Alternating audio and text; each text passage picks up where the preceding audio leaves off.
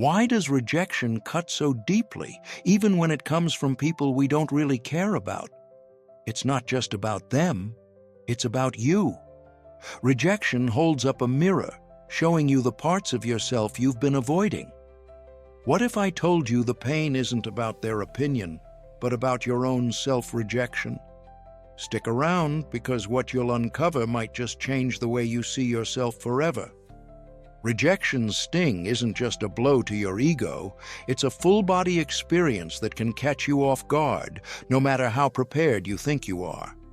The pain can feel sharp and immediate, as if someone pressed on a bruise you didn't know you had. But why does it hit so hard, sometimes even more than physical pain? The answer lies in your brain. Neuroscience shows that when you experience rejection, the very same brain regions that process physical pain, like the anterior cingulate cortex and the insula, light up in response. This overlap is why a cold shoulder or a dismissive glance can feel like a cruel insult, not just a minor inconvenience. But what does this have to do with your hidden insecurities? We'll uncover that next. For some, a simple no rolls off their back. For others, it's a trigger that sets off a cascade of self-doubt and anxiety. This isn't random. The intensity of rejection depends on your personal history and the stories you carry. Research shows repeated childhood rejection rewires our brains, making adult no's feel like existential threats, not simple setbacks. If you grew up feeling excluded, overlooked, or undervalued, even minor rejections now can feel like confirmation of your worst fears. These old wounds don't just fade away, they set the stage for how you interpret every new disappointment. Think about the last time you felt rejected. Did it really start with the person who turned you down? Or did it awaken something much older? A memory, a familiar ache, a narrative you've told yourself for years? Rejection doesn't just hurt because someone else didn't choose you. It hurts because it taps into unresolved conflicts within yourself. It brushes against the parts of you that you've tried to hide, the insecurities you hope no one else will notice. Every rejection, big or small, has the power to drag those hidden doubts into the open. Here's the truth. Rejection is a test of your self-worth. It's not just about the person or opportunity that slipped through your fingers. It's about the belief systems you've built over time, often without realizing it. If your confidence is built on shaky ground, on external validation or the approval of others, then every rejection feels like an earthquake. When someone says you're not what they're looking for, it can feel like proof that you were never enough to begin with. This is why some people are devastated by even the smallest dismissals, while others seem almost immune. But let me tell you, rejection doesn't create your insecurities. It exposes them. It forces you to confront the parts of yourself you'd rather ignore. The question isn't why rejection hurts so much, but why those wounds were there in the first place. If you've spent years suppressing your own needs, hiding your vulnerabilities, or pretending to be someone you're not, rejection will find those cracks and pry them open. It's a mirror, reflecting the relationship you have with yourself. Ask yourself, who are you without applause, without validation, without anyone telling you you're enough? Would you still feel worthy if your efforts went unnoticed? For many, this is an uncomfortable question, and that discomfort is exactly what rejection brings to the surface. It's not about the other person's opinion. It's about the parts of you that you've rejected long before anyone else had the chance. This is where the concept of the shadow comes into play, the hidden aspects of yourself you've labeled as unacceptable or unworthy. The anger, the neediness, the insecurity you try to keep out of sight, these don't disappear just because you ignore them. Rejection drags them into the light, making them impossible to avoid. When you feel that sting, it's often your shadow demanding to be acknowledged. The pain of rejection, then, is more than just a social setback. It's an invitation to examine what you've been pushing away inside yourself. Most people run from this discomfort, repeating the same patterns and blaming the world for their pain. But what if the real work is to listen to what rejection is trying to show you? What if the qualities you most want to deny are the very ones you need to face? Understanding why rejection hurts is the first step. But the real transformation begins when you start to see what's hiding beneath that pain. Because sometimes the parts of yourself you've worked hardest to suppress are the ones most desperate to be seen. Let's turn the focus inward for a moment.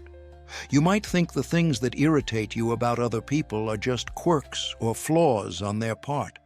But what if those reactions are actually clues about your own inner world?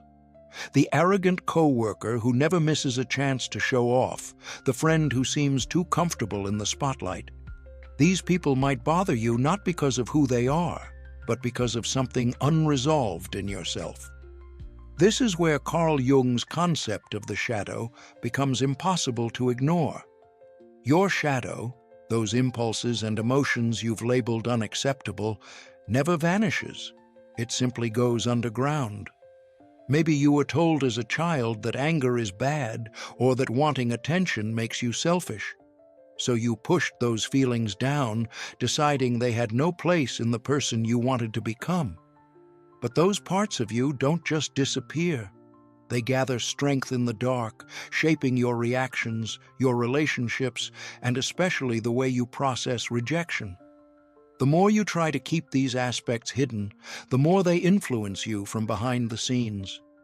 The shadow isn't evil or dangerous.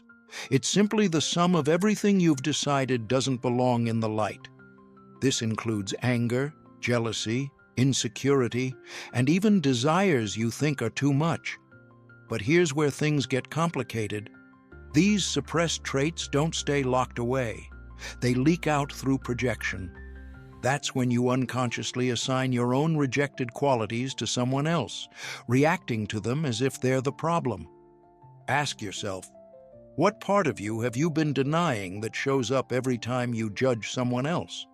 That discomfort you feel when someone's confidence grates on you or their assertiveness feels threatening might be your own disowned qualities trying to get your attention. Jung captured this dynamic perfectly. Everything that irritates us in others can lead to a deep understanding of ourselves. This isn't just a philosophical idea. It's a practical roadmap for self-awareness. Think about the last time someone triggered a strong reaction in you. Was it really about their behavior, or was it about what their behavior reflected back at you? Often, the traits we find most intolerable in others are the very ones we've buried in ourselves, hoping no one will notice. Rejection brings this process into sharp relief. When someone turns you down, ignores you, or dismisses your efforts, it's rarely just about the situation at hand. The pain cuts deeper because it activates the very parts of your shadow you've spent years trying to hide. If you've always struggled with feeling unworthy, then rejection feels like confirmation of that hidden wound. If you secretly want to be seen and valued, but have told yourself it's wrong to seek attention, then being overlooked will sting in a way that feels disproportionate.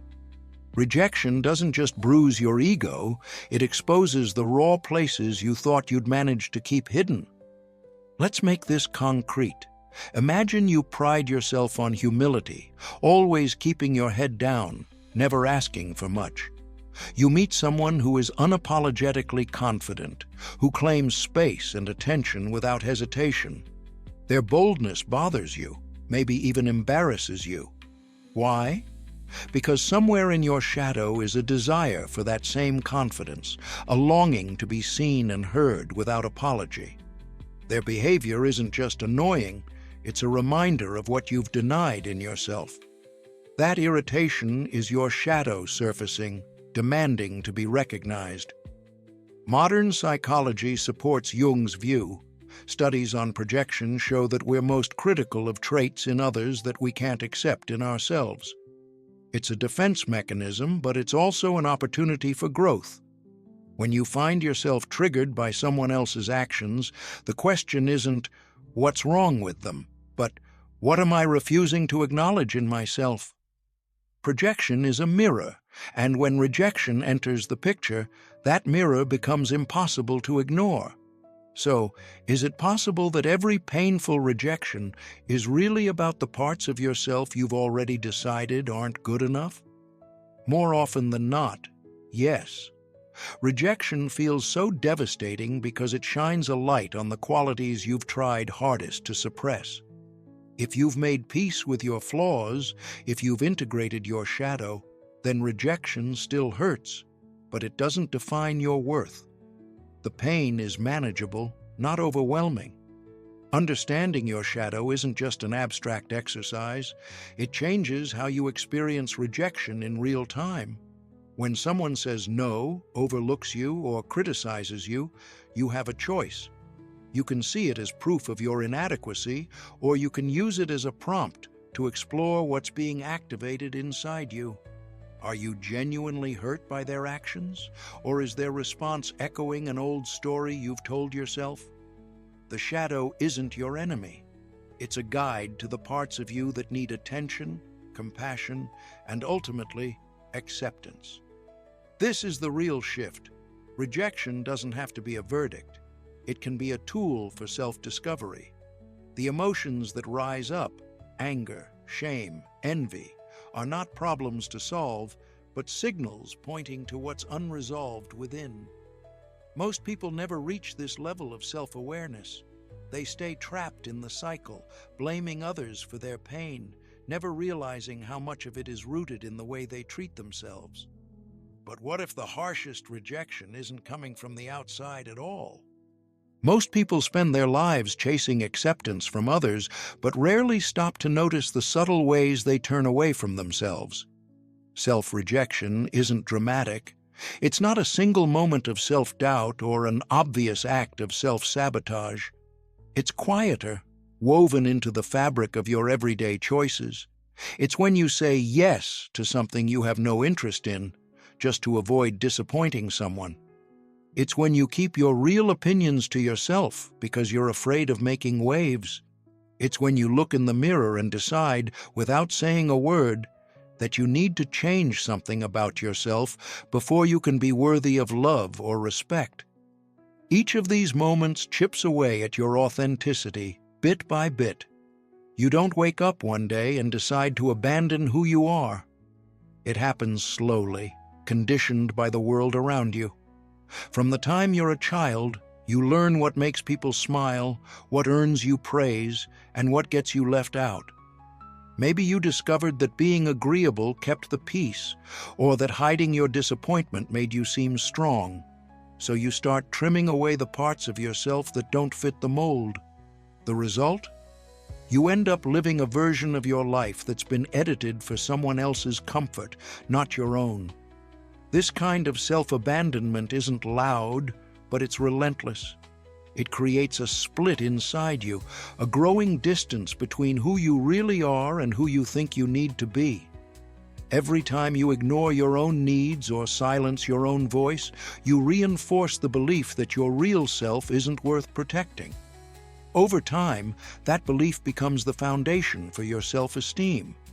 If your sense of worth depends on how others respond to you, you hand over control of your life to their approval.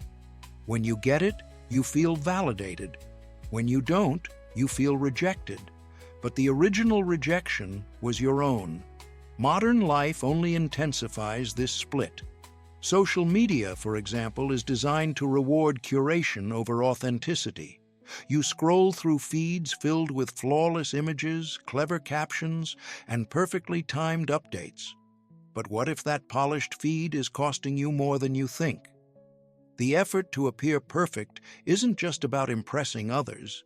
It's a form of self-rejection, a decision to hide your flaws, your vulnerabilities, and even your real desires. The more you curate your life for an audience, the more you lose touch with who you actually are. The pressure to perform doesn't stop at what you post. It seeps into your daily behavior. Maybe you avoid sharing a photo you love because you're worried it won't get enough likes. Maybe you change your tone or your style to fit in, even when it feels unnatural. Every time you edit yourself for approval, you reinforce the message that your true self isn't good enough. And the irony is, the more you chase validation, the emptier you feel. People can sense neediness, and nothing repels genuine connection faster. True attraction comes from confidence, the ability to show up as yourself without apology or pretense. But when you're caught in the cycle of self-rejection, confidence feels out of reach. Perfectionism is another mask for self-rejection. You convince yourself that if you can just meet a certain standard, you'll finally be accepted. But perfectionism only deepens the split. It makes you hide your flaws instead of embracing them. No matter how hard you work, it's never enough. There's always a voice in your head asking, "What if people see the real me?" So you keep refining, keep pretending, hoping that one day you'll feel worthy. But that day never comes, because worthiness isn't something you earn by hiding. It's something you claim by accepting every part of yourself. Think about your own life. How many times have you pretended to be okay when you weren't? How often have you agreed to something just to keep the peace, or acted like you cared when you didn't? Every act of pretending is a small betrayal of your true self. Now ask yourself, what would happen if you stopped? What would happen if you started saying yes to what you actually want, instead of what you think others expect from you? The truth is, the pain of rejection from others stings most when it echoes the rejection you've already practiced on yourself. If you haven't made peace with who you are, every no from the outside world feels like confirmation of your own doubts. That's why breaking the cycle of self-rejection is so powerful. It means turning toward the parts of yourself you've spent years hiding, choosing to accept your flaws, your desires, and your imperfections, even if nobody else does. This isn't about becoming indifferent or shutting out the world. It's about building a foundation of self-respect that makes external approval a bonus, not a necessity.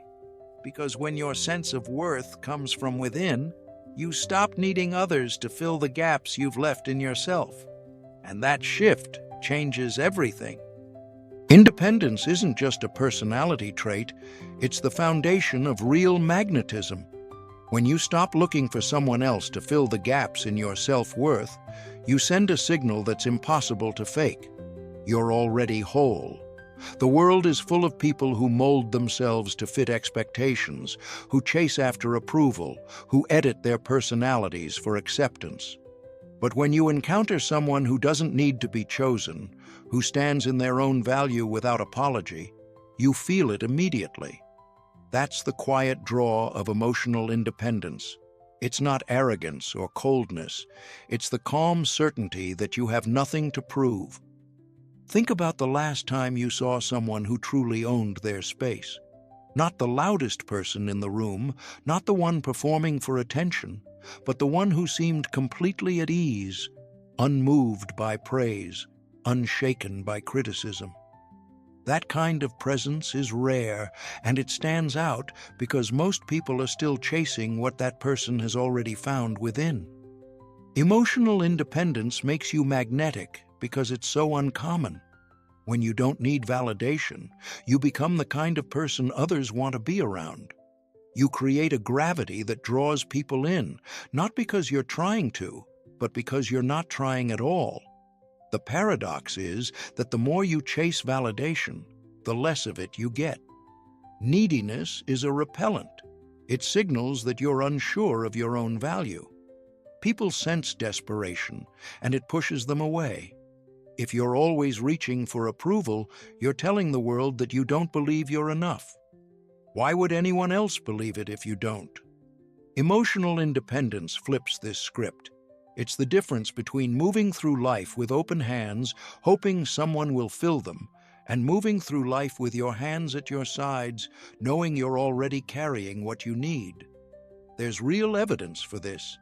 Studies find people rate authentic vibrancy 25% higher in appeal than polished perfection, proof that self-sufficiency pays off.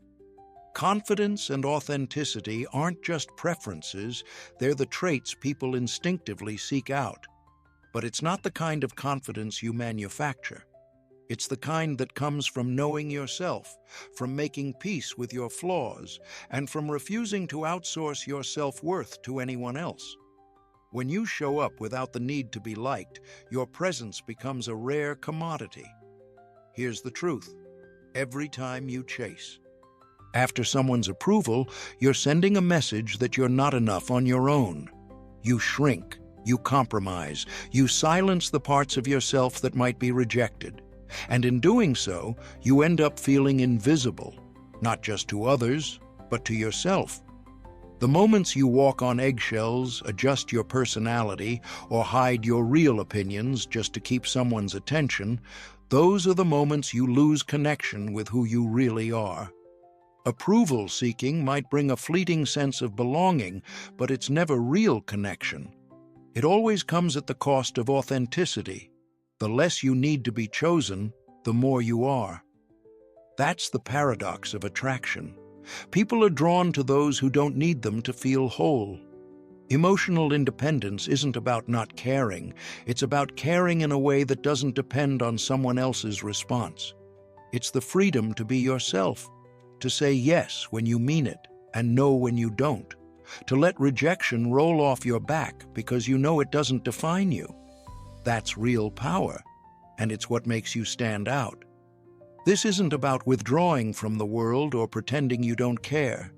It's about integration, accepting every part of yourself, including the ones you've been told to hide. When you stop rejecting your own needs and desires, you stop needing others to validate them. You become whole, and wholeness is magnetic. People are drawn to those who have nothing to prove, who aren't performing, who are simply themselves. They sense the difference, even if they can't articulate it. Imagine living with that kind of self-assurance. Rejection loses its power over you because it's no longer a threat to your identity. When you can say no to what doesn't serve you, you open space for what actually does.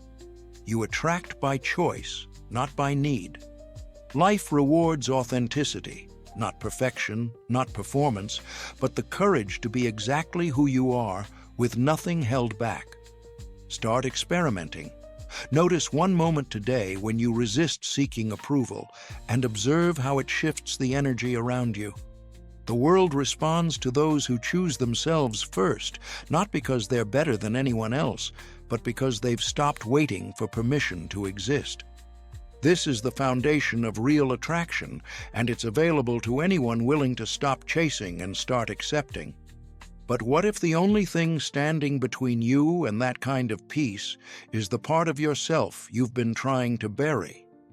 Self-acceptance isn't something you stumble into by accident. It's a deliberate process that demands you face the full reality of who you are, especially the parts you've spent years trying to ignore. Jung called this individuation, the journey of becoming whole by integrating every aspect of yourself, including the shadow. This isn't about striving for perfection or living up to someone else's standards. It's about finally seeing and accepting every piece of your personality, even the ones you wish you could change. Most people resist this process for a reason. It's uncomfortable to admit you carry envy, anger, or insecurity. It's easier to keep those feelings locked away, to focus on the traits that earn praise and leave the rest in the dark. Society doesn't help. You're taught to hide what's messy and to project confidence, composure, and control. But the truth is, those hidden parts don't disappear. They shape your reactions, your choices, and your relationships.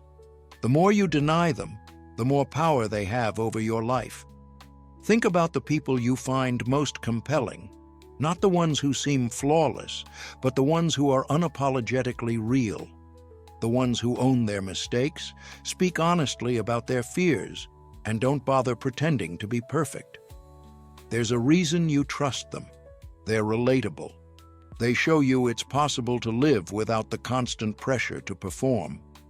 Jung understood that embracing your shadow, those uncomfortable hidden parts, doesn't make you weak. It makes you grounded. Authenticity is what draws people in. It's the willingness to admit, I'm not perfect, but I'm not hiding. Modern psychology backs this up. Embracing your flaws and vulnerabilities doesn't just make you feel better about yourself. It makes you more trustworthy and relatable to others. People can sense when you're being fake, and they pull away. It's not the polished personas that leave a mark. It's the scars, the honesty, the willingness to show where you've fallen and gotten back up. Studies confirm this. When people share real, vulnerable moments, those admissions are remembered 60% more than anything polished or rehearsed. Vulnerability isn't weakness. It's the bridge to real connection. But here's where most people get stuck. They see rejection and imperfection as evidence that they're falling short. They treat every flaw as a problem to be fixed or hidden. What if you flipped that script? What if every uncomfortable feeling, every moment of self-doubt, was a signal pointing you back to what you've avoided? The shadow isn't there to sabotage you. It's there to highlight the places you need to grow. If you keep rejecting your anger, your insecurity, your ambition, the world will reflect that rejection right back. But when you start to accept those parts, when you stop labeling them as shameful, something shifts. You stop needing outside approval because you've already given yourself permission to exist as you are. Ask yourself, who are you trying to impress? What would actually change if you stopped pretending you had it all together? Maybe you'd stop overanalyzing every interaction or lose the urge to shapeshift for every new group. Maybe you'd finally feel at home in your own skin. Self-acceptance isn't about pretending your flaws don't exist. It's about standing so firmly in your own reality that rejection loses its power to define you. The people who draw others in aren't the ones who chase validation. They're the ones who've stopped running from themselves. They've faced the shadow, reclaimed the parts they once tried to hide, and learned to live in alignment with their true nature. When you reach that place, everything changes. Not just how others see you, but how you move through the world. Rejection stops being a threat. It becomes feedback, a mirror that shows you where you still have work to do. This is the path to true self-acceptance, the willingness to see yourself, flaws and all, and to keep going anyway. It's not a one-time achievement. It's a practice, a way of responding to every moment of discomfort, every pang of insecurity, with curiosity instead of judgment. The next time you feel the sting of rejection, pause. Notice what it brings up in you. Is it pointing to an old wound, a hidden fear, a part of yourself you've tried to deny?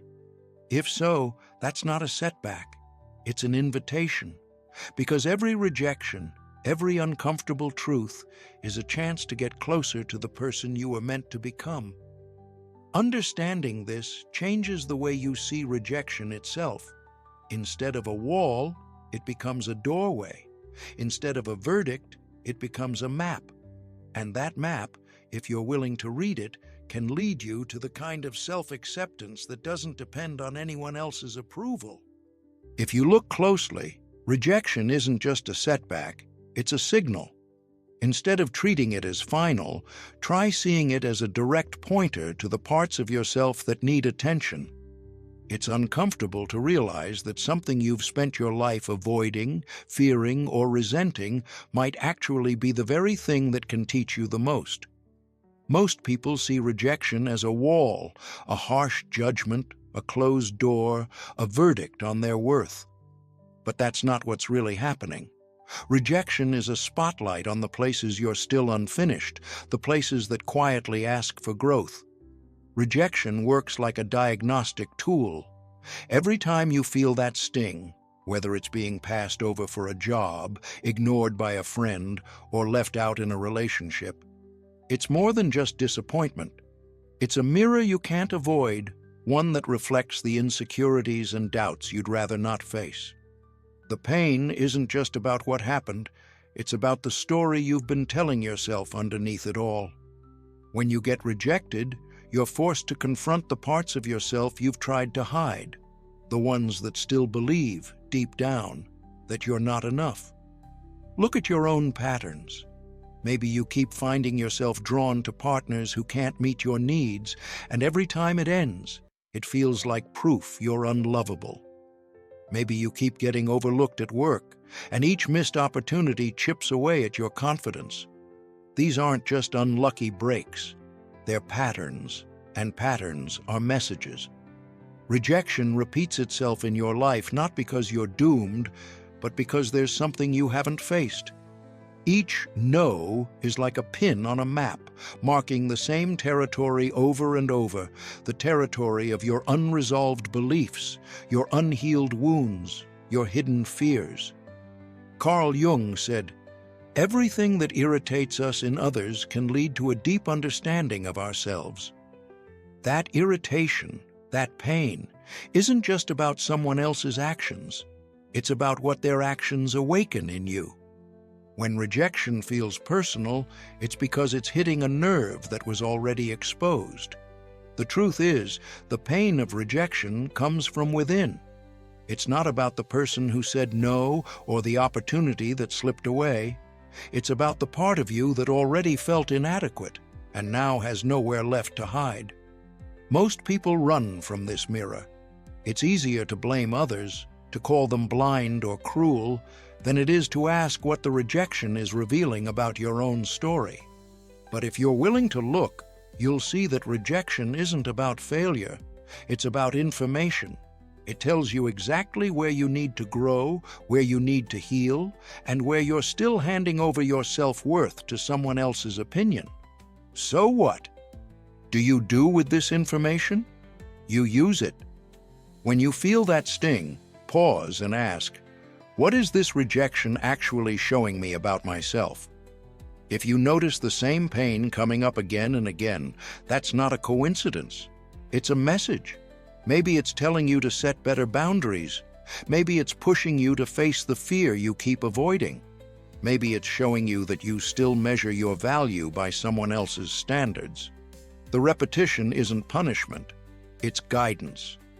Therapy and mindfulness practices can help you turn this guidance into growth. Cognitive behavioral therapy, for example, gives you tools to challenge the beliefs that rejection awakens. For instance, if rejection triggers the thought, "I'm unworthy," a CBT exercise asks you to test that thought by listing 3 past successes, shifting the narrative fast. Mindfulness helps you sit with the discomfort, to notice the pain without letting it take over. You learn to watch the story unfold without believing every word. Over time, you build resilience. You stop seeing rejection as evidence of your flaws and start seeing it as a prompt to get curious about what's really happening inside you. Rejection sensitivity, always bracing for the next no, is a sign that you've internalized rejection as part of your identity. It's not about the world being against you. It's about the old wounds you haven't healed. Approaches like CBT and interpersonal therapy help you break those patterns so you can experience rejection without letting it define you. The goal isn't to stop feeling hurt, but to stop letting that hurt dictate your story. Think back on the biggest rejection you've faced. What did it reveal? Did it show you a fear you've been avoiding? Did it highlight a part of your life that needs more attention? Did it make you realize how much power you've given away, letting someone else's decision determine your value? Rejection isn't the end. It's a starting point. If you let it, it becomes a map, pointing you toward what needs healing, what needs strengthening, and what needs to be reclaimed. The real question is whether you're willing to face what rejection brings up in you. You don't have to like it, and you don't have to pretend it doesn't hurt. But you do have to be honest about what it reveals. The more you use rejection as a tool for self-awareness, the less control it has over you. Each no becomes less about loss and more about discovery. That's when rejection stops being a wound and starts becoming a guide, one that points you to the places you still need to claim as your own. And the moment you start seeing it this way, you're ready to understand what rejection has been trying to tell you all along.